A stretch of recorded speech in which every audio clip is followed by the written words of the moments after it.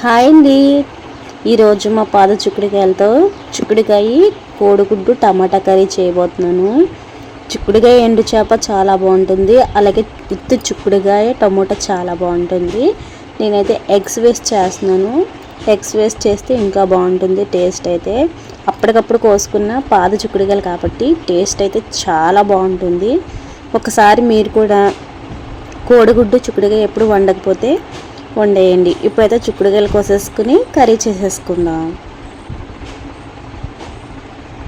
చిక్కుడుకాయ కోడిగుడ్డు కూరకి ముందుగా ఉల్లిపాయలు పచ్చిమిరపకాయలు ఇలాగ చిన్నగా వీలైనంత చిన్నగా తరుక్కోవాలి. అలాగే చిక్కుడుకాయలని ఇలా నీట్గా తొడుములు తీసి పెట్టుకోవాలి. అలాగే ఉడికించుకున్న గుడ్లు. ఇప్పుడు ప్రాసెస్ చూద్దాం. ముందుగా స్టవ్ ఆన్ చేసి గిన్నె పెట్టుకుని ఆయిల్ పోసుకుందాం. ముందుగా చిటికెడు పసుపు వేసుకోండి. ఇప్పుడు ఉడికించుకున్న ఎగ్స్ని వేసుకుని వేయించుకుందాము.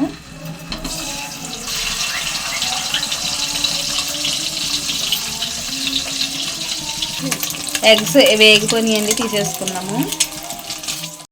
అదే కడాయిలో ఉల్లిపాయ ముక్కలు వేసుకుని దోరగా వేయించుకుందాము. ఇప్పుడు మూత తీసుకుని టమాటా ముక్కలను అయితే వేసుకుందాము. టమాటా ముక్కలు వేసి మగ్గడం కోసం కొద్దిగా కళ్ళుప్పు వేసుకుంటే ఉల్లిపాయ ముక్కలు బాగా మగ్గుతాయి. కొంచెం కళ్ళుప్పు వేసుకుందాం మగ్గడం కోసం. ఇప్పుడు ఒకసారి మిక్స్ చేసుకుని మూత పెట్టి మగ్గించుకుందాము.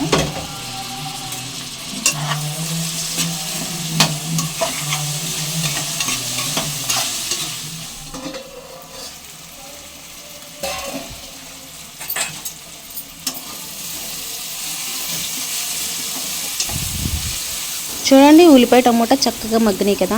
ఇప్పుడు నీట్గా కడిగి పెట్టుకున్న చిక్కుడుకాయలను అయితే వేసుకుని మగ్గించుకుందాము.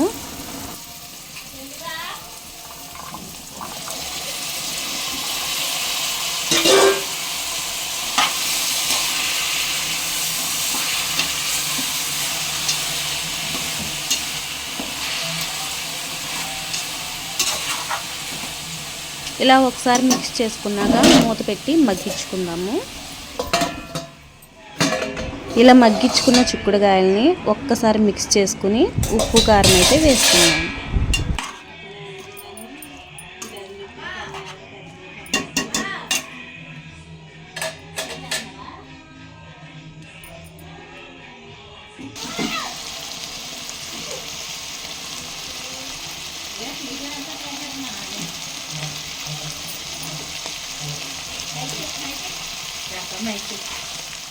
రుచికి సరిపడినంత ఉప్పు వేసుకున్నాక అలాగే కారం కూడా వేసుకోండి. కారం తక్కువే పడుతుందండి, ఎందుకంటే కాయగూర కాబట్టి. ఇప్పుడు మిక్స్ చేసుకుందాం.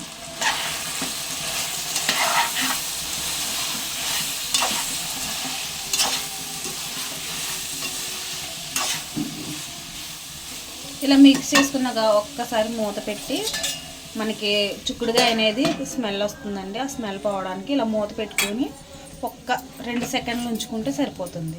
ఇప్పుడు మూత తీసుకుని వాటర్ పోసేసుకున్నాము.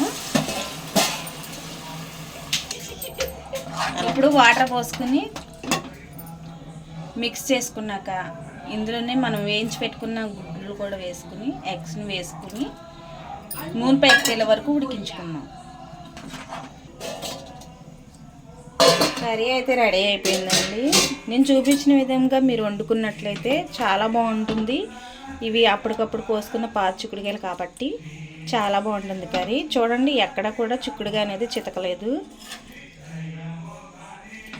ఈ వీడియో యూజ్ఫుల్ అనుకుంటే మీ ఫ్రెండ్స్ అండ్ ఫ్యామిలీకి షేర్ చేయండి. రేపు మరొక మంచి వీడియో అయితే మీ ముందుకు వస్తాను. Thank you.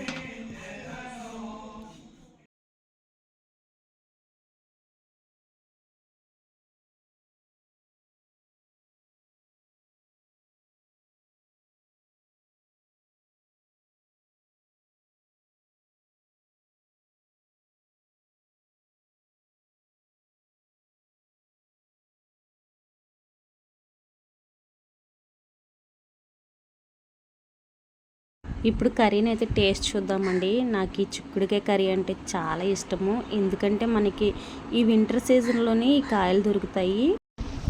ఈ దసరా చిక్కుళ్ళు దసరాకు మొదలయ్యి వింటర్ సీజన్ ఎండ్ అయ్యేపటికి కాయడం ఆగిపోతుందండి.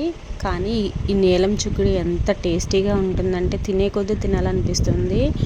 కర్రీయే తినాలనిపిస్తుంది, అంత బాగుంటుంది.